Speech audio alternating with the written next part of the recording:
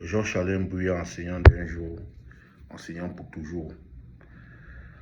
Aujourd'hui spécialement, je voulais un peu parler des élections au Cameroun parce que on constate très bien à travers les débats que nous vivons un moment de fièvre préélectorale. Et c'est encore mieux que de vivre les moments de fièvre post-électorale qui sont généralement les moments de violence. Mais il faut citer Len Johnson qui disait que les élections doivent être un moyen d'unir les peuples, pas de les diviser. Donc, on ne peut pas la citer sans citer Paul Kagame qui disait que les élections doivent refléter la volonté du peuple, pas seulement un rituel politique. C'est-à-dire que quand on décide d'organiser une élection, il faut que cette élection-là soit un socle unitaire. Et pour que cette élection soit un socle unitaire, il faut qu'elle reflète la volonté du peuple. Or, malheureusement, dans notre société, depuis les années 1992, presque toutes les élections sont contestées par les acteurs politiques pour une raison ou une autre. C'est-à-dire qu'une élection qui devait être juste transparente, équitable, ne l'est plus aux yeux des participants et des électeurs, tout simplement. Mais puisqu'il est question de réfléchir sur comment faire pour gagner une élection, on ne peut pas gagner une élection si on ne comprend pas le système électoral, si on ne se réfère pas à l'histoire des élections dans d'autres pays, si on n'a pas été acteur ou du moins si on n'a pas appris les leçons du passé. Parce que c'est la chose la plus intéressante. Desmond Tutu nous disait que le vote est une arme pacifique pour changer le monde.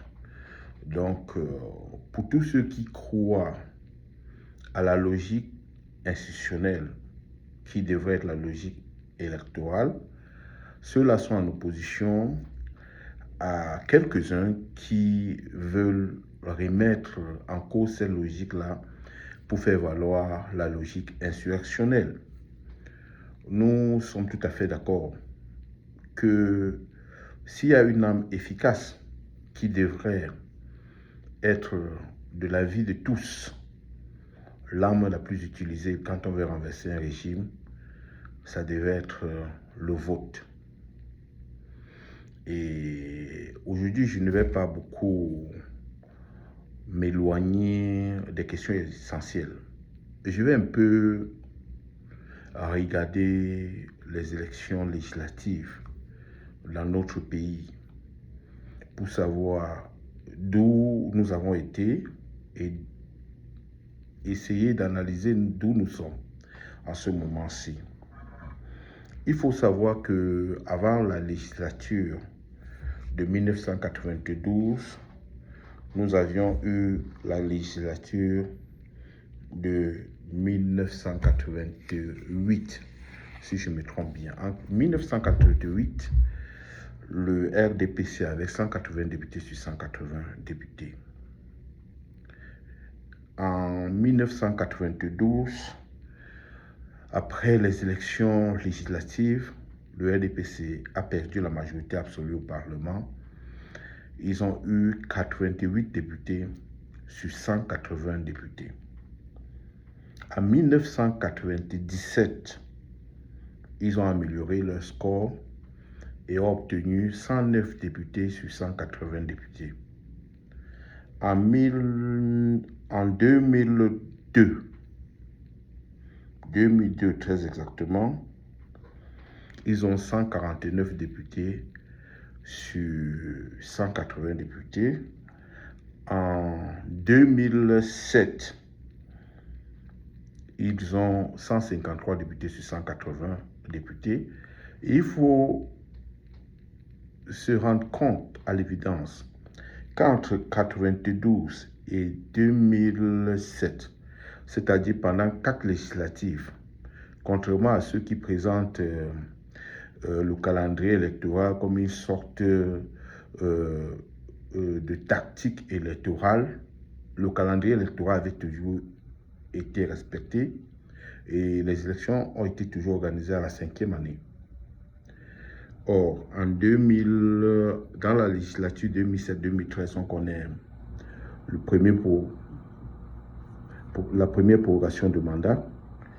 Et en 2013, certainement après les élections de 2011, le RDPC connaît 148 députés sur 180. Et entre 2013 et 2020, c'est-à-dire qu'un mandat de 5 ans qui a été prorogé pour durer 7 ans, le RDPC passe de 148 à 152 députés. Ils ont la majorité presque absolue à l'Assemblée nationale. Et quand on regarde cette majorité presque absolue, on pourrait bien se poser la question de savoir s'il y a des revendications électorales à faire. Vers qui devons-nous nous tourner? Certainement vers les autorités en charge de la gestion du RDPC. Parce que c'est la première chose qu'il faut noter. La deuxième chose qu'il faut noter, c'est qu'aujourd'hui, à l'évidence, on pourrait conclure que si je vais être député, il est de bon aloi pour moi de militer au sein du RDPC et surtout être investi. Et c'est ici que je vais regarder à peu près comment le RDPC se construit. Vous savez, contrairement aux idées les plus répandues, quand on parle de composition sociologique d'une population, il faut regarder cette composition sous plusieurs angles, sous plusieurs segments.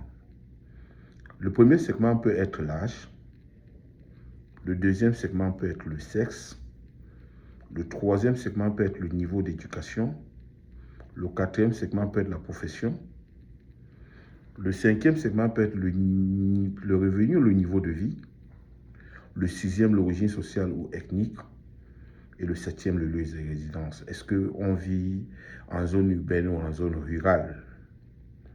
Et c'est à ce niveau qu'il faut bien évidemment observer pour mieux comprendre la composition sociologique des élus du RDPC ou des élus de la nation. Premièrement, il y a quelque chose qui saute à l'évidence.